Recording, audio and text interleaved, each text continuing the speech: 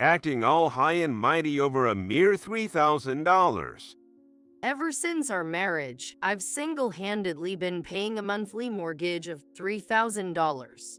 But my husband, with just one sentence, completely dismissed my efforts. This happened during one of our regular family meetings. Suddenly, my husband, Brian, slammed the table and stood up. His mother, sitting next to him, followed suit. A parasite who doesn't even do housework should just leave. Both were visibly furious, and it seemed impossible to have a reasonable discussion or talk about future improvements. They didn't even seem remorseful about the past. So, to both of them, I just smiled and replied, "Yes, I'd be delighted to." Brian and I were about to celebrate our third wedding anniversary. We both worked and everything went smoothly up until our marriage. Originally, Brian lived with his mother, but upon getting married, we decided to buy a condo. Are you sure your mom will be okay alone in the house, now that you're moving out with me? She has my dad's inheritance and her pension. Of course, I'll visit her from time to time. While I felt slightly guilty about his mother, living alone with Brian was more appealing, so I indulged in his assurances. Initially, we planned to split all expenses, but Brian proposed a different arrangement. I was thinking, splitting everything might be tough. So how about you just pay the $3,000 mortgage into my account every month? What do you mean? All other living expenses will be paid from our shared account. I hesitated at first, but the shared account would cover dining out, medical expenses, travel, and also savings for children and the future. So I gratefully accepted his proposal, which seemed to put more burden on him. Due to our busy work schedules, we spent little time together. We decided to hold regular family meetings and made decisions about vacations during these sessions. However, about a year into our marriage, Brian suddenly stopped contributing to the shared account. At first, I thought he might have forgotten, but after 2 months, there was still no deposit. As our family meeting day arrived, I brought it up. "Brian, have you forgotten to put money into the shared account for the past few months?" Oh, right. I'll make a lump sum deposit soon. So hang in there for a bit. "But you haven't deposited for 3 months now, and I've been covering for you. We're even dipping into our savings." Despite my request for him to resume his contributions, Brian was reluctant. Since you're living in a house under my name, if you're so upset about not contributing a little to the living expenses, maybe it's you who should leave. Where's this coming from? You just bought new golf equipment and a car. It's not like you're out of money. That's not the case. Then what's going on? It's not like you, and I'm worried. But then I was shocked by his response. Brian had quit his job around the time he stopped contributing to the living expenses. As we discussed this, he became more aggressive. A company that promotes less intelligent people over me is not worth my time. What about your next job? I'm talented. I'll get a good job in no time. But it's been 3 months. Maybe you should lower your expectations a bit. I can't do that. I will get back at my old company by joining a renowned one. But we need your contribution to the living expenses. You work too. You can cover it until I find a new job. As he normally has a high pride, I didn't expect he'd refuse to get a new job to this extent. I decided to be patient until he found a new job. Please find a job soon. But make sure you don't forget to deposit the $3,000 mortgage into my account every month. For a housewife who doesn't even do proper housework, it's like you're just leeching off. His words pierced my heart.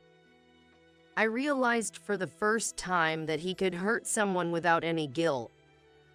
Despite my efforts to persuade him to work during our family meetings, he would grumble instead, never making an effort to find a job.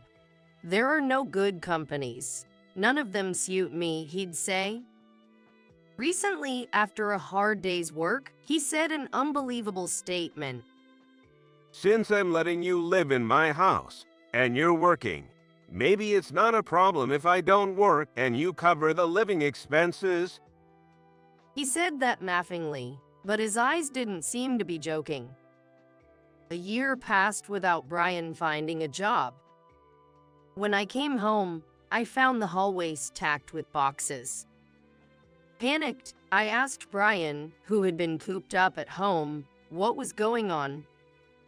It seems hard for Mom to live alone, so I decided to let her stay here. Looks like she can manage without me since I moved out. It's only natural to take care of her. What? I wasn't informed about this. This is my house, so I don't need to consult you. You should realize that you're just staying here. Dumbfounded by his logic, I hoped his attitude would change once his mother, Susan, arrived. A few days later, after working overtime, I returned home to find Susan lounging as if she owned the place. Oh, the wife who doesn't even do housework is back late. She greeted me, her first words full of sarcasm. She constantly threw snide remarks. Once, when Brian complained about our condo being smaller than his childhood home, she said, If it weren't for someone who can't even manage the house, Brian could have relaxed at my place. Another time, when I checked with Brian about the rapidly depleting shared account. You don't do housework, so at least let us eat good food. That's why Brian has no motivation to work. It's really greedy of you to even talk about Brian's account money. Since Brian stopped contributing, I had been putting extra money into the shared account to cover utilities. But after this incident, I only deposited the exact amount needed. First of all, Susan has always been overly indulgent with her son Brian, believing everything he says is right. Susan, in her mind, perceived me as a bad wife who demands living expenses from her husband despite not doing housework and not appreciating living in his house.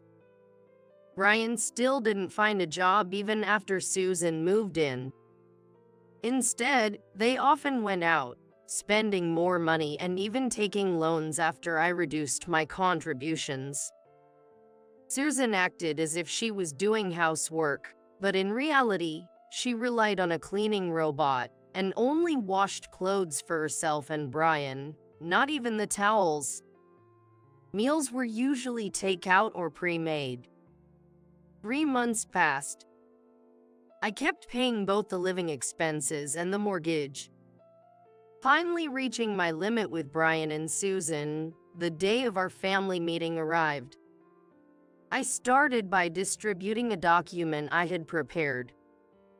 It detailed our financial transactions over the past few months. If you look at the expenses over the last 3 months, it's clear from the documents that our current income makes sustaining our lifestyle difficult. What's the point of showing off with such documents? I just want a positive discussion about how we move forward. I get it, you know. Just bear with it while Mom gets used to living here. Don't act all high and mighty just because it's convenient now. Brian, for the past 3 months, I've been paying all the rent and living expenses. Don't you think that's unfair? Brian, infuriated, slammed the table and stood up. all high and mighty over just $3,000. Who do you think you are? I'll pay when I get a job. The house is in my son's name, and the mortgage is deducted from his account. Whatever you contribute is essentially his money. If you hate it so much, then leave my house. I'm talented. I don't need you. Mom can take care of the house. Yeah, parasites who don't do housework should leave. Realizing any further discussion was futile, I gave up trying to reason with them. Smiling, I replied, "Yes, I'd be delighted to." This decision felt right. I recognized that I had longed for this separation. Brian was stunned by my genuine smile, something he hadn't seen in 2 years. "Then please sign this." What's this? Why do you have it? "You said if I didn't like it, I could leave, so I got this ready." I showed him the divorce papers. He was confused, but his mother, Susan, could hardly hide her glee. Urged by Susan, Brian reluctantly filled out the divorce papers. As he did, I mentally planned my move and arranged for a moving company, then took the completed papers from him. "I'll be out by the end of the month, so please be present on the moving day." If you're leaving, that's an easy request. She was unusually cheerful at the prospect. "Once I've moved, I'll file the divorce papers myself, so don't worry." Well, at least you're useful for something. Go ahead then. Ignoring Brian's attempts to say something, I pushed the conversation forward with an enthusiastic Susan. This will be refreshing. I agreed with her last remark as I left the room. On moving day, I had the movers take out all my belongings and the furniture I had bought. As they removed almost every appliance in the house, Susan confronted me. How much are you taking? Are you out of your mind? "I bought everything here myself, and the receipts are all in my name. I'm only taking what's legally mine." So what? Everything in this house is obviously mine. "If this is your house because it's in your name, then my furniture is mine because it's in my name, right?" I retorted, leaving Brian speechless. Susan watched us with a scowl, but I continued instructing the movers. "That's everything. Thank you." What's this? There's almost nothing left. You knew I liked that sofa, didn't you? "If you like it so much, feel free to buy the same one. Oh, and from next month, I won't be paying for the condo's mortgage or living expenses, so make sure you cover them." What? You can't just spring that on us. As his wife, you should support him until he finds a job. "Why would I pay when I'm told to leave?" Brian won't agree to this. Suddenly not paying is ridiculous, right? Of course, you were the one supposed to pay the mortgage.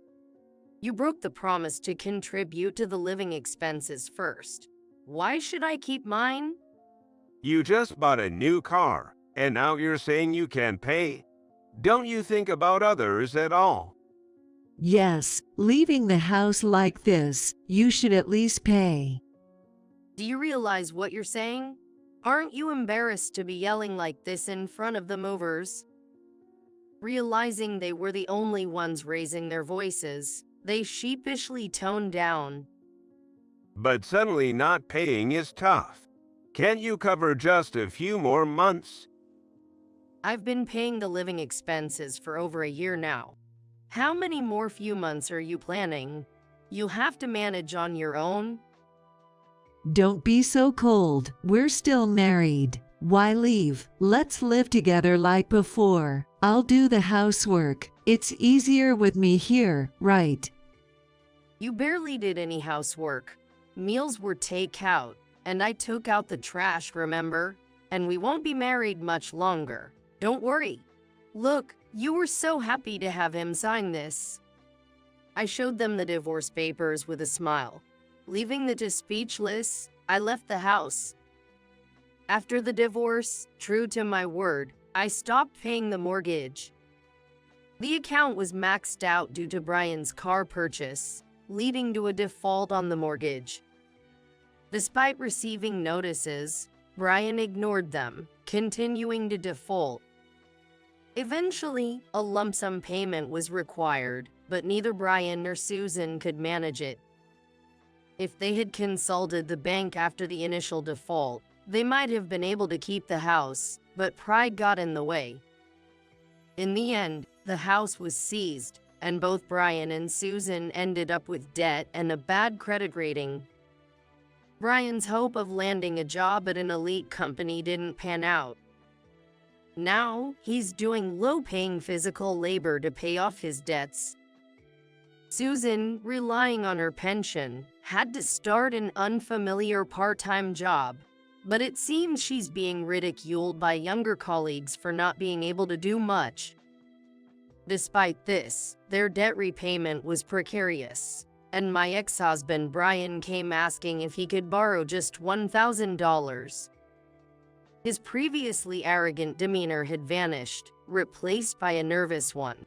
To him, I replied with a smile, "I don't want to act all high and mighty over just $1,000, so I'll have to decline."